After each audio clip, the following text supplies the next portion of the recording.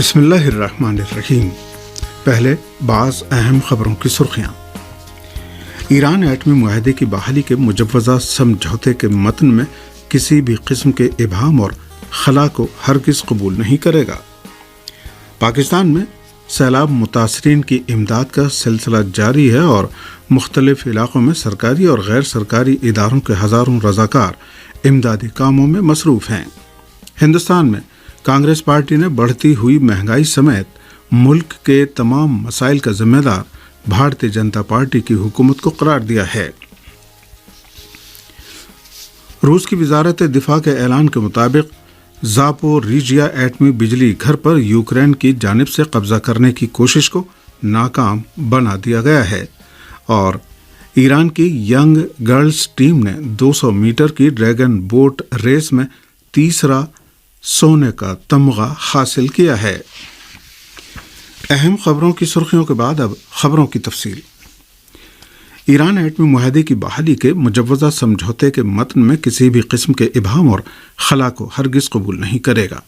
یہ بات ایران کی مذاکراتی ٹیم کے مشیر محمد مرندی نے اپنے ایک ٹویٹ کے ذریعے واضح کی ہے۔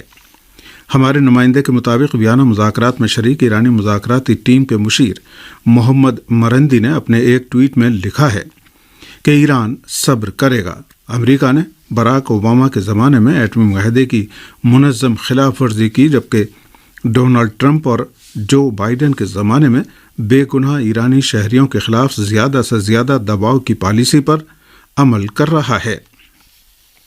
محمد مرندی نے بڑی صراحت کے ساتھ لکھا ہے کہ ایران سمجھوتے کے مجوزہ متن میں کسی بھی طرح کے ابہام اور خلا کو ہرگز قبول نہیں کرے گا۔ پاکستان میں سیلاب متاثرین کی امداد کا سلسلہ جاری ہے اور مختلف علاقوں میں سرکاری اور غیر سرکاری اداروں کے ہزاروں رضاکار امدادی کاموں میں مصروف ہیں۔ سرکاری سطح پر جاری کیے جانے والے اعداد و شمار کے مطابق پاکستان میں سیلاب سے مرنے والوں کی تعداد 1200 سے تجاوز کر گئی ہے، جبکہ 1600 افراد زخمی ہوئے ہیں۔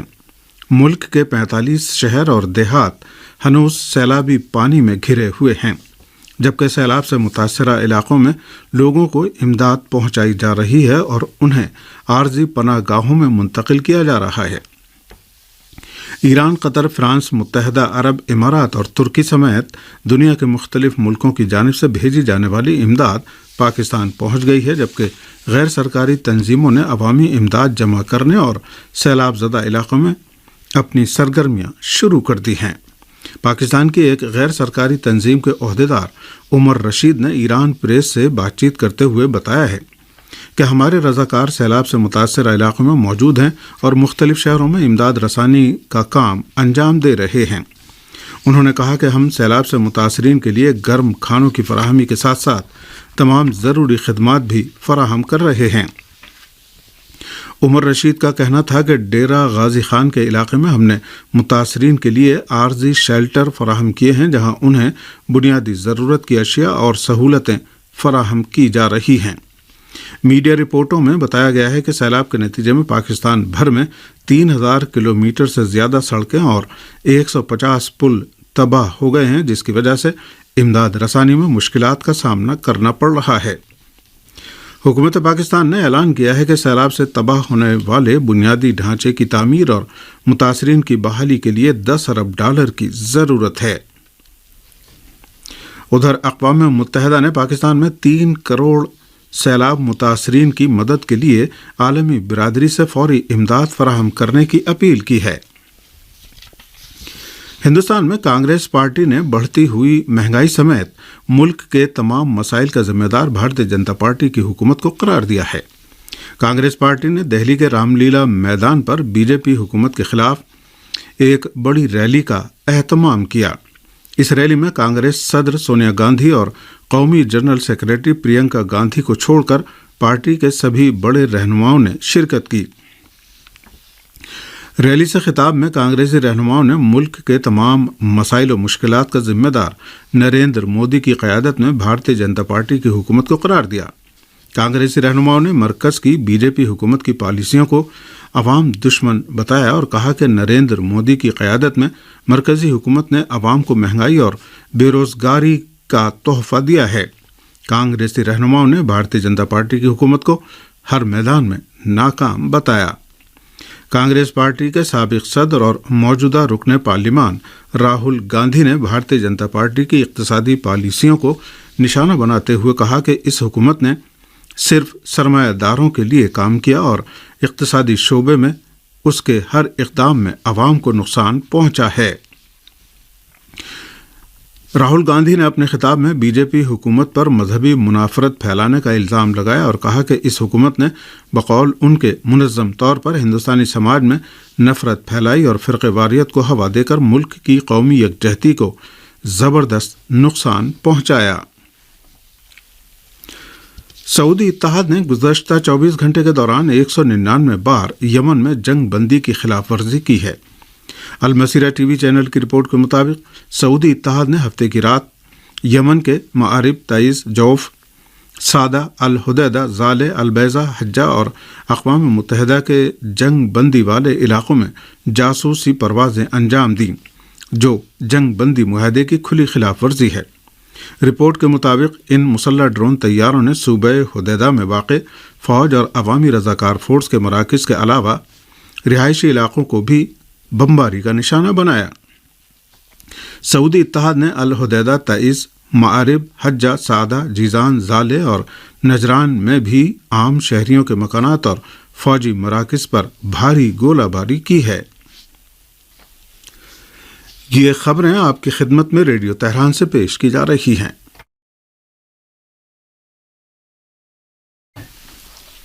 دہشت گردوں کے راکٹ حملوں میں شام کے 3 فوجی اہلکار جاں بحق ہو گئے ہیں۔ روسیہ الیوم کے مطابق شام میں روس کے آشتی مرکز کے نائب سربراہ اولیگ ایگوروف نے کہا ہے کہ یہ حملہ صوبہ ادلب میں واقع دیر سمبل علاقے میں ہوا، جہاں شامی افواج کا ایک مرکز واقع تھا۔ اس واقعے میں ایک شامی فوجی زخمی بھی ہوا ہے۔ روس کے آشتی مرکز کے نائب سربراہ نے مزید بتایا کہ گزشتہ روز بھی جبہت النصرہ کے دہشت گردوں نے ادلب کے بفر زون کو بھاری گولہ باری کا نشانہ بنایا تھا۔ ادلب کا بفر زون شام کے شمال مغربی علاقوں پر مشتمل صوبہ حلب، حما اور لازقیہ پر مشتمل ہے، جہاں جبہت النصرہ اور ترکی سے وابستہ مسلح دہشت گرد عناصر موجود ہیں۔ واضح رہے کہ سن 2017 میں ایران، روس اور ترکی نے آستانہ قیام امن اجلاس کے تحت شام میں 4 بفر زون قائم کیے تھے۔ شام کی مسلح افواج نے سن 2018 میں 3 جنگ بندی علاقوں کو اپنے کنٹرول میں لے لیا تھا، جبکہ چوتھا علاقہ جس میں صوبہ ادلب، لازقیہ، حما اور حلب کے بعض علاقے شامل ہیں، اب بھی دہشت گردوں کے قبضے میں ہیں۔ زیادہ تر علاقوں پر جبہت النصرہ کا قبضہ ہے۔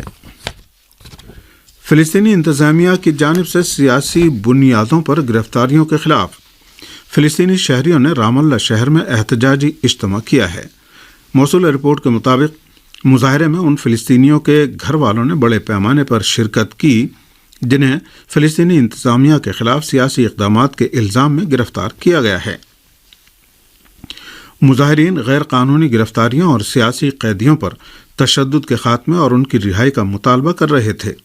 اس دوران مظاہرین فلسطینی انتظامیہ کے سیکورٹی حکام کو سخت تنقید کا نشانہ بنا رہے تھے۔ اس موقع پر ایک فلسطینی قیدی کی بہن اسما حریش نے بتایا کہ فلسطینی شہریوں کو 40 دن سے سیکورٹی اہلکاروں کی حراست میں رکھا گیا ہے اور وکیلوں کو بھی ان سے ملنے نہیں دیا جا رہا ہے۔ اسما حریش نے مزید کہا کہ وکیلوں کو اطلاع دیے بغیر قیدیوں کو دوسرے قید خانے منتقل کر دیا گیا۔ واضح رہے کہ فلسطینی عوام انسانی امور کی تنظیموں اور سیاسی دھڑوں کے مطالبے کے باوجود فلسطینی انتظامیہ تل ابیب کے ساتھ سیکورٹی تعاون جاری رکھے ہوئے ہے۔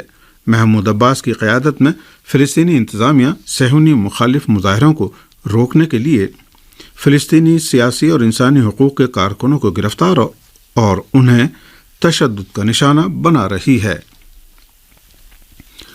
روس کی وزارت دفاع کے اعلان کے مطابق زاپوریژیا ایٹمی بجلی گھر پر یوکرین کی جانب سے قبضہ کرنے کی کوشش کو ناکام بنا دیا گیا ہے۔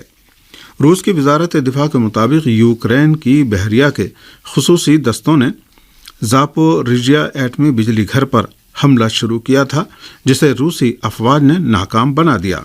इस दौरान रूसी हेलीकॉप्टरों और जेट लड़ाका तैयारों ने यूक्रेनी अफवाज को निशाना बनाया, जबकि यूक्रेन के 20 जंगी बहरी जहाज भी तबाह कर दिए गए। बयान में आया है कि यूक्रेनी अफवाज ने ऐसी हालत में हमला किया कि IAEA के मुआयनाकार एटमी बिजली घर में अपनी सरगर्मियों में मसरूफ थे। रूस की वजारत दिफा के मुताबिक इससे पहले भी 60 अफराद पर मुश्तमिल यूक्रेनी किराए के फौजियों ने ज़ापोरिژिया बिजली घर की सरगर्मियों को सबोताज करने की कोशिश की थी, जिसे नाकाम बना दिया गया था। रूसी अफवाज ने मार्च के महीने में इस बिजली घर को अपने कंट्रोल में ले लिया था। वादा रहे कि ज़ापोरिژिया एटमी बिजली घर उन इलाकों से करीब है जहां पर रूस और यूक्रेनी अफवाज के माबैन झड़पें हो रही हैं। ये बिजली घर अब तक कई बार गोलाबारी का निशाना बन चुका है, जिसकी जिम्मेदारी दोनों ममालिक एक दूसरे पर डाल रहे हैं। इस एटमी बिजली घर में मुमकिन हादसे के खौफनाक नताइज बरामद हो सकते हैं। यूरोपीय यूनियन ने हिंदुस्तान और चीन से रूसी तेल की फरोख्त के खिलाफ ग्रुप 7 की पाबंदियों में शामिल होने की अपील की है।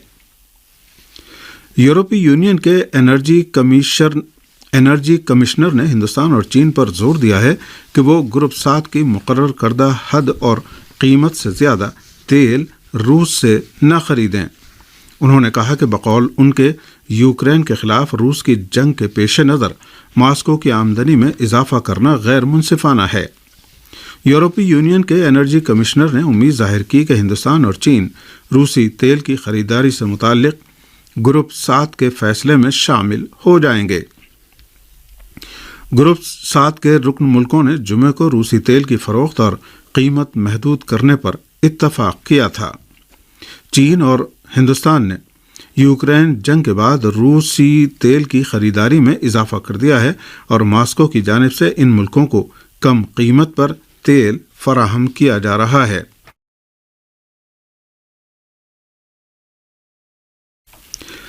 अमेरिका का खलाई तहकीकाती इदारा दूसरी बार भी आर्टेमिस मिसाइल के तजर्बे में नाकाम हो गया है।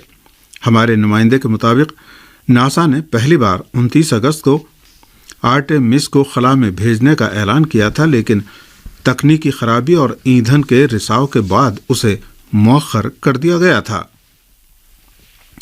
बताया जाता है कि आर्टेमिस के एक इंजन की तनसीब के दौरान हाइड्रोजन ईंधन के रिसाव की वजह से आर्टेमिस तजर्बा दोबारा मौखर कर दिया गया है। अमेरिकी रियासत कैलिफोर्निया में एक मिल फायर के नाम से फैलने वाली तूफानी आग ने सैकड़ों हेक्टर अराजी को जलाकर राख और हजारों लोगों को घर बार छोड़ने पर मजबूर कर दिया है। महकमा फायर ब्रिगेड का कहना है कि जुमे को सैन फ्रांसिस्को से शुरू होने वाली मिल फायर ने वसी इलाके को अपनी लपेट में ले लिया और 620 हेक्टर ज़रई अराजी और जंगलात जलकर राख हो गए। मिल फायर ने सैकड़ों घरों और रिहायशी इमारतों को भी जलाकर राख कर दिया और हजारों अफराद बेघर हो गए हैं।